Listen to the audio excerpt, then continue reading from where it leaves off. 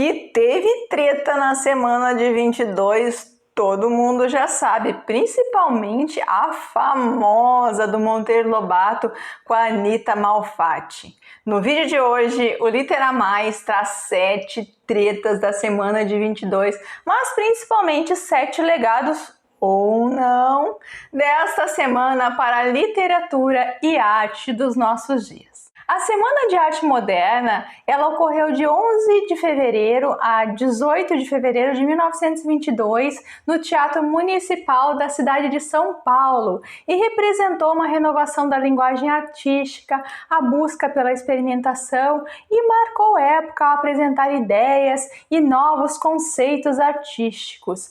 Entre os nomes que participaram estão Mário de Andrade, o Oswald de Andrade, o Vitor Brecheret, Plínio Salgado, Anitta Malfatti, Menotti del Picchia e o maestro Heitor Villa-Lobos, além do pintor de Cavalcanti. Fiquem à vontade para aplaudir ou vaiar! Foi a mensagem das exposições e não deu outra. O público, tal qual os artistas, fez o que deu na Veneta. Vamos às tretas da semana. A primeira delas é a disputa do Rio-São Paulo pela supremacia do eixo cultural brasileiro. Na época, o centro cultural do Brasil concentrava-se no Rio e São Paulo tinha interesse de, além de ser o centro econômico, ser o centro cultural do país. E houve uma movimentação ali na cidade de São Paulo. A elite paulistana, que era uma elite cafeicultora,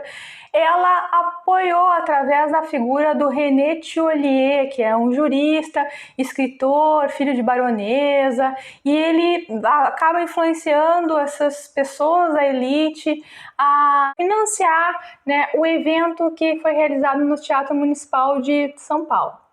Em 1922, a Declaração da Independência do Brasil de 1822, ela completava 100 anos. Então, simbolicamente, seria uma nova independência através da cultura. E apesar da Semana de Arte Moderna não ter tido uma certa, recepção, uma boa recepção inicial nessa inauguração, uma boa inauguração, é inegável que ela foi um marco para os artistas ficarem à vontade para mostrar algo genuíno e local nas suas obras, e São Paulo passou efetivamente a receber mais holofotes no campo cultural. Segunda treta. De uma semana, inicialmente ela foi programada do dia 11 até o dia 18, na verdade foram 3 dias, alternados. O dia 13 foi a pintura e a escultura, dia 15 a literatura e dia 17 foi a música. As boas línguas dizem que os 3 dias foram para, certa forma, causar e provocar a expectativa do público.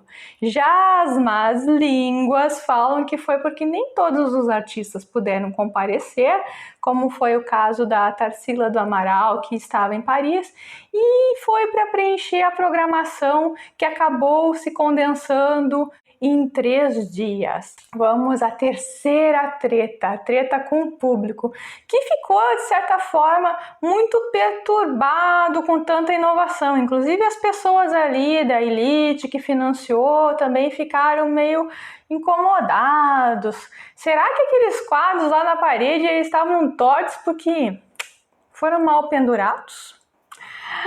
Quarta treta, vaiaram a apresentação do poema Os Sapos, de Manuel Bandeira, que por conta de uma crise de tuberculose não pôde ir, que o poema acabou sendo lido por Ronaldo de Carvalho, e fazia uma crítica ferrenha aos parnasianos. Então os parnasianos ficaram muito incomodados com essa crítica.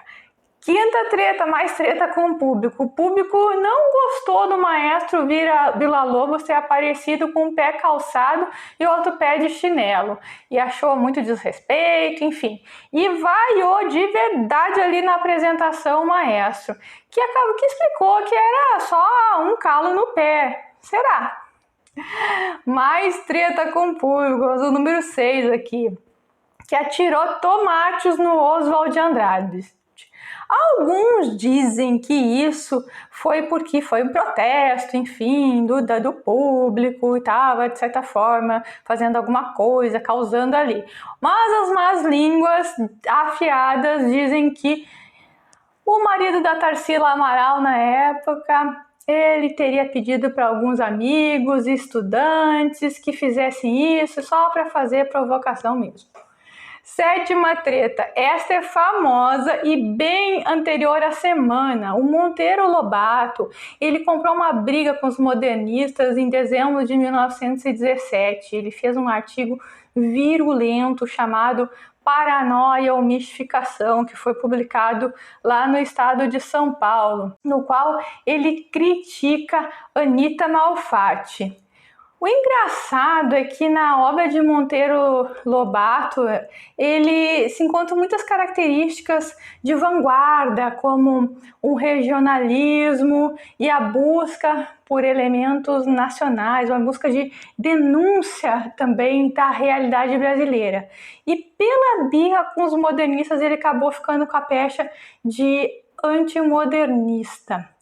Tem hoje uma revisão, ela é feita pelo historiador o Vladimir Saqueta, que ele acaba dizendo que ele mostra ali na revisão que o Monteiro Lobato ele criticou mais o estrangeirismo que encontrou nas obras da Malfatti do que propriamente a inovação, já que ele nunca negava o talento. Um parênteses aqui, né? Monteiro Lobato, ele teve assim a coragem de fazer uma crítica, coisa que na época, até umas décadas atrás, se fazia muita crítica e o pessoal não se importava de ser um pouco assim mais polêmico, né, virulento, como foi o artigo dele, enfim, porque hoje em dia a crítica aí, tem gente que está dizendo que nós não temos mais crítica. Algumas temos, mas cada vez mais menos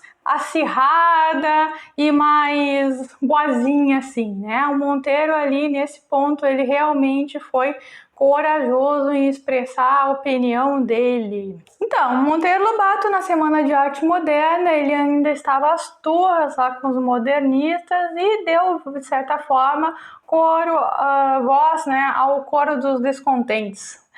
Vamos ao legado da semana e antes disso, se você é novo no canal, inscreva-se, deixe seu like para o YouTube divulgar mais o nosso conteúdo. Vamos lá. Na verdade, a Semana de Arte Moderna de 22, ela foi ganhando importância nos anos subsequentes. Apesar de os artistas terem tido influências europeias, eles estavam dispostos a criar algo nacional, justamente por conhecer os padrões europeus que eles queriam romper com eles.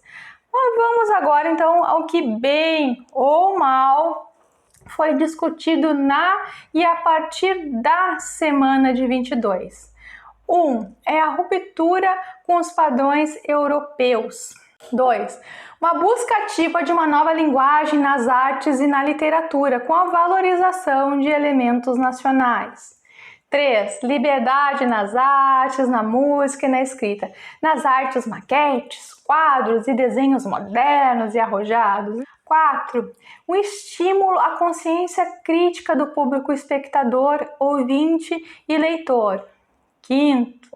Abriu espaço para o romance de 30, um momento de se voltar ao retrato crítico da realidade social do país, daquele período, e também abriu espaço para gêneros literários conviverem juntos. Em 22, a poesia, em 30, a prosa, o romance, o conto, e em 45, os gêneros juntos, sem holofotes para apenas um gênero.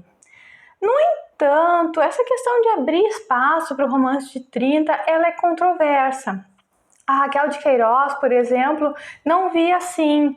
Um outro autor que não via assim e foi um crítico da geração modernista foi o Graciliano Ramos. Para o Graciliano, salvo raríssimas exceções, como diria ele, como o Manuel Bandeira, quem o Graciliano gostava muito. Ninguém ali era estudioso o suficiente do ofício artístico, segundo o Graciliano Ramos. Também temos o exemplo do Menotti del Picchia, que ele foi um apoiador ativo da Semana de 22 e que foi tomando caminhos diferenciados nos anos subsequentes. 6. A antropofagia, que buscava digerir as inúmeras propostas e referências, está até hoje na produção contemporânea. O submisso passa a ter voz e devora o opressor, digere e cria um novo específico. É uma postura também um pouco controversa.